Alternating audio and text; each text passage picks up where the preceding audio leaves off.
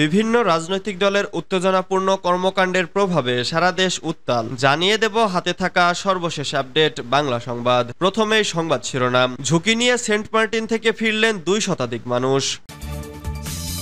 এরপর জানিয়ে দেব সীমান্তের আশেপাশে গেলেই বিএসএফ এর গুলি। এদিকে ঈদ উদযাপনে নাগরিকদের যে পরামর্শ দিল পুলিশ।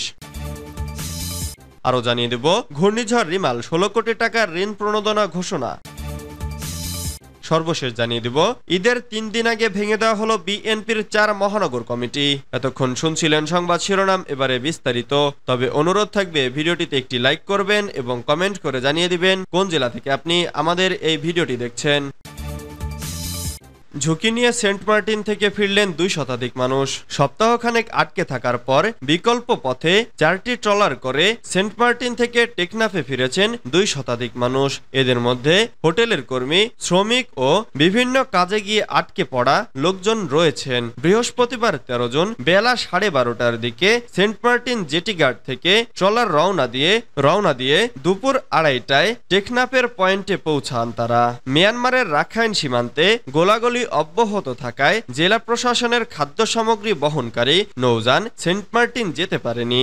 এ কারণে উৎকণ্ঠায় দিনাতিপাত করছেন সেখানকার বাসিন্দারা, এমনটি জানিয়েছেন দ্বীপ ইউনিয়নটির চেয়ারম্যান মুজিবুর রহমান। টেকনাফের উপজেলা নির্বাহী কর্মকর্তা মোহাম্মদ আদনান চৌধুরী জানান, ঈদের ছুটি বা বিভিন্ন কাজে গিয়ে সেন্ট মার্টিনে আটকে পড়া লোকেদের নিয়ে 4টি ট্রলার রওনা হয়। ট্রলারগুলো মূলত বঙ্গোপসাগর হয়ে টেকনাফে পৌঁছায়। তিনি জানান, খাদ্য সামগ্রী নিয়ে টেকনাফ থেকে যে নৌযানটি সেন্ট মার্টিন যাওয়ার কথা ছিল সেটি যেতে পারেনি। বুধ ও বৃহস্পতিবার নাফ নদীর সাবরাঙের বিপরীতে রাখাইনের একটি এলাকায় ব্যাপক গোলাগুলির শব্দ শোনা গেছে। বিকল্প পথে হয়তো আগামীকাল কক্সবাজার থেকে এই খাদ্য সামগ্রী পৌঁছাতে পারে।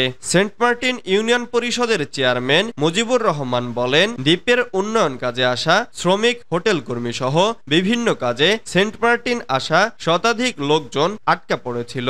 নাফ নদীর ঘোলাচর এলাকায় মিয়ানমার সীমান্ত থেকে বিনা উস্কানিতে ট্রলারে গুলি করার কারণে নৌযান চলাচল বন্ধ হয়ে যাওয়ায় এমন পরিস্থিতির সৃষ্টি হয়েছে।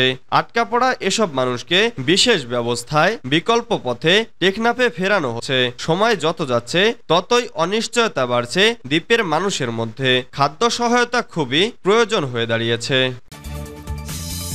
সীমান্তের আশেপাশে গেলেই বিএসএফ এর গুলি। ভারতীয় সীমান্ত রক্ষী বাহিনী নিরীহ বাংলাদেশিদের ওপর গুলি চালাতে পারে এমন আশঙ্কায় সতর্ক থাকার জন্য মাইকিং করছে দেশের সীমান্ত রক্ষী বাহিনী, বর্ডার গার্ড বাংলাদেশ। কৃষিকাজ, গরু ছাগলের ঘাস কাটা সহ নানা কাজে বাংলাদেশিরা যাতে যশোর বেনাপোল সীমান্ত এলাকায় না যায়, বিশেষ করে কাঁটাতারের কাছাকাছি না যায়, সেজন্য সতর্ক করা হচ্ছে।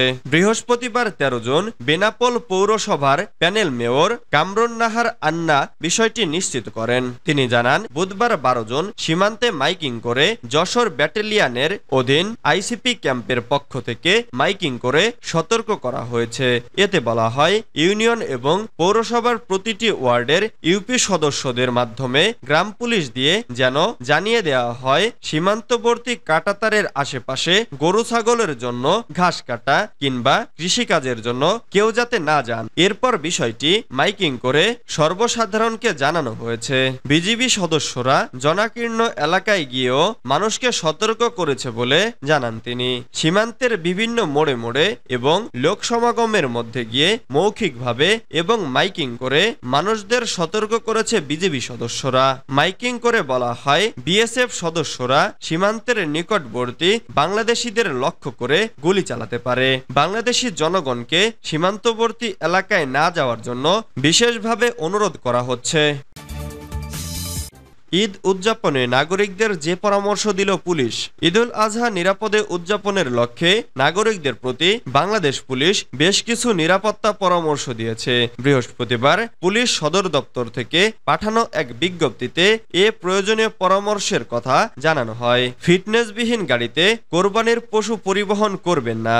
অনলাইনে কোরবানির পশু কেনায় সতর্ক থাকুন। কোরবানির পশুবাহী পরিবহন নৌযানের এই সামনে পশুর গন্তব্যস্থান পশুর হাটে নাম লিখে ব্যানার টানিয়ে রাখুন। ট্রাক, লঞ্চ বা ট্রলারে অতিরিক্ত পশু পরিবহন করবেন না। কোরবানির পশু চুরি ডাকাতি রোধে কমিউনিটি পুলিশিং এর মাধ্যমে নৈশকালীন প্রহরার ব্যবস্থা রাখুন। ব্যাংকের মাধ্যমে অর্থ লেনদেন করুন। বড় আর্থিক লেনদেন বা অর্থ বহনের ক্ষেত্রে পুলিশের সহায়তা নিন। কোন নোট জাল সন্দেহ হলে তাৎক্ষণিকভাবে পুলিশকে জানান। কাউকে অজ্ঞান পার্টি, প্রতারক চক্র, চাঁদাবাজ বা অতিরিক্ত হাসিল আদায়কারী মনে হলে তাৎক্ষণিকভাবে নিকটস্থ পুলিশকে খবর দিন। পর্যাপ্ত সময় নিয়ে ঈদের ভ্রমণ পরিকল্পনা করুন। ভ্রমণকালে নিজের ও পরিবারের সদস্যদের নিরাপত্তার বিষয় বিবেচনা রাখুন। চালককে দ্রুত গতিতে গাড়ি চালাতে তাগিদ দিবেন না। জীবনের ঝুঁকি নিয়ে অতিরিক্ত যাত্রী হয়ে বাসের ছাদে কিংবা ট্রাক, পিকআপ ও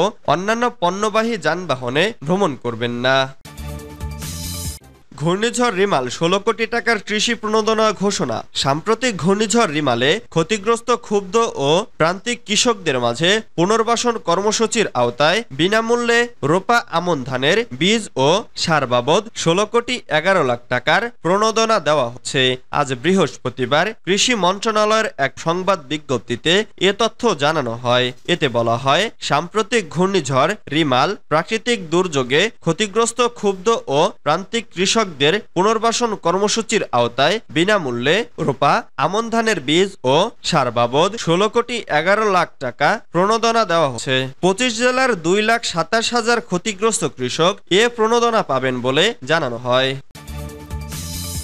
ঈদের ৩ দিন আগে ভেঙে দেওয়া হলো বিএনপির ৪ মহানগর কমিটি। আসন্ন ঈদুল আজহার ৩ দিন আগেই ভেঙে দেওয়া হলো দেশের ৪ মহানগর বিএনপির কমিটি, কেন্দ্রীয় যুবদল কমিটি। বৃহস্পতিবার মধ্যরাতে দলের সিনিয়র যুগ্ম মহাসচিব রুহুল কবির রিজভীর স্বাক্ষরিত এক সংবাদ বিজ্ঞপ্তিতে এ কমিটি ভেঙে দেওয়া হয়।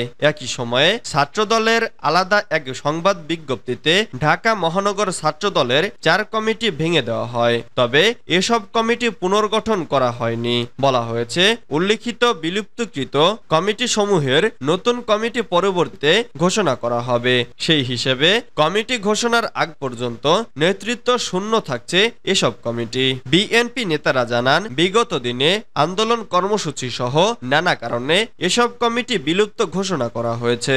এর আগে মহানগর বিএনপির আহ্বায়ক কমিটির মেয়াদ শেষ হয়েছে অনেক আগেই।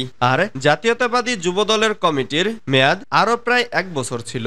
এতে একদিকে মেয়াদ থাকা অবস্থায় কমিটি ভেঙে দেওয়ার নজির সৃষ্টি হচ্ছে, অন্যদিকে অনেক কমিটি বছরের পর বছর মেয়াদ করলেও সেদিকে নজর নেই দলের হাইকমান্ডের।